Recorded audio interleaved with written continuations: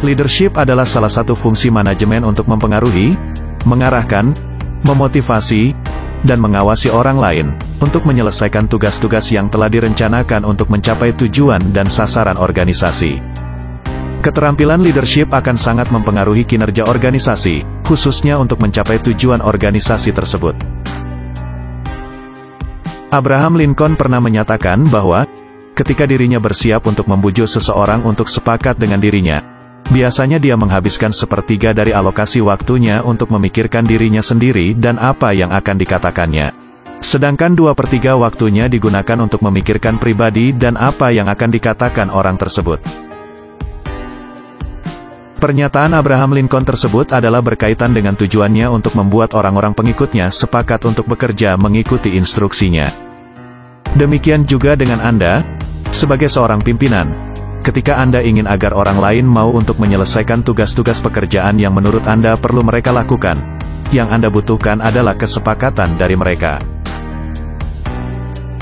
Alan Fairweather, dalam salah satu buku motivasinya, menceritakan pengalaman dirinya ketika dia menjadi eksekutif di salah satu perusahaan terkemuka, bahwa ternyata hampir selalu ada rasa takut tersembunyi di dalam diri mayoritas orang-orang yang dipimpinnya ketika mereka dipanggil untuk diajaknya bicara.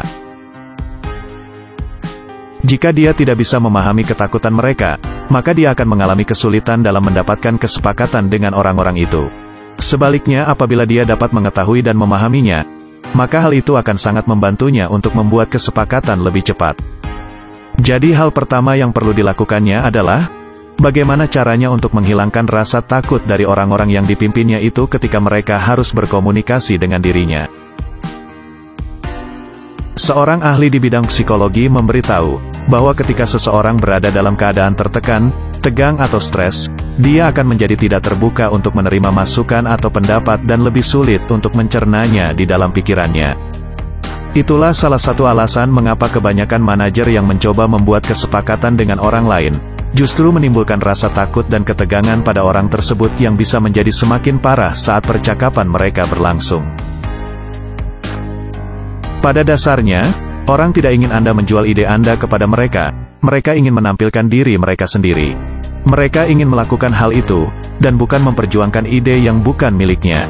Jadi, ketika mereka merasa bahwa mereka akan kehilangan kesempatan itu, maka muncullah rasa keberatan ataupun keinginan untuk membela diri, walaupun sebenarnya Anda tidak bermaksud untuk memojokkan mereka.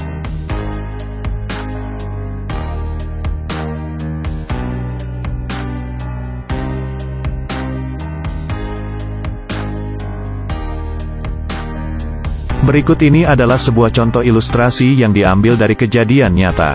Katakanlah pada suatu ketika, Anda ingin salah satu anak buah Anda untuk mengambil data spesifikasi teknis suatu peralatan di lapangan, dan menyerahkan data tersebut kepada Anda lebih tepat waktu, karena waktu yang tersisa sudah sangat singkat. Jadi, Anda memanggil orang tersebut dan berbicara padanya dengan cara yang tegas. Anda tahu, saya perlu berbicara dengan Anda.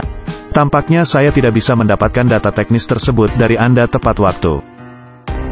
Yang terjadi adalah, timbulnya rasa takut dan ketegangan pada anak buah Anda, dan dia menjawab dengan mulai mempertahankan diri, "Tidak mungkin saya bisa mengembalikannya kepada Bapak tepat waktu, karena sistem komputer kami mati selama 2 hari. Sebenarnya orang-orang kami melakukannya sudah cukup baik mengingat sumber masalahnya sudah berhasil kami temukan." Anak buah Anda membela apa yang terjadi, karena dia takut akan dinilai buruk, bahkan berpikir mungkin akan diberi sanksi yang cukup berat, karena dia tidak bisa menyerahkan data yang Anda minta pada waktunya. Dan karena Anda tidak memahami akan adanya rasa takut pada anak buah Anda tersebut, maka Anda cenderung melanjutkan pembicaraan dengan berkata, "Saya paham akan adanya masalah dengan komputer, tetapi Anda tahu, masalah yang sama terjadi juga pada sistem komputer di divisi lain. Dan mereka tetap bisa berkomitmen untuk menyelesaikan data teknis yang diminta dengan tepat waktu." Dan jawaban Anda itu ternyata memperbesar rasa takutnya, dan dia menjadi lebih tegang dan cemas, lalu mulai mencari-cari jawaban untuk pembelaannya. "Iya Pak, tapi mereka punya staf yang lebih besar daripada kita. Kami kekurangan staf di sini." Kalau Anda perhatikan, hal peristiwa seperti itu menunjukkan adanya pola, di mana semakin Anda mendorong, maka semakin dia mendorong kembali. Semakin Anda agresif, semakin defensif dia. Dan, semakin dia bertahan, semakin kecil kemungkinan dia untuk menyerahkan data teknis yang Anda minta tersebut tepat waktu. Jadi, agar dia bisa sepakat untuk mengikuti keinginan Anda sedemikian rupa tanpa dihantui oleh rasa takut yang berlebihan, Anda perlu menggunakan cara yang berbeda untuk berbicara kepadanya. Cara alternatif yang seringkali berhasil adalah dengan mengajukan pertanyaan dengan nada bicara yang tidak agresif. Karena dengan pertanyaan demikian, karyawan merasa bahwa Anda menghormati pikiran dan perasaan mereka. Karena Anda membuka diri untuk mencoba mengetahui pendapat mereka.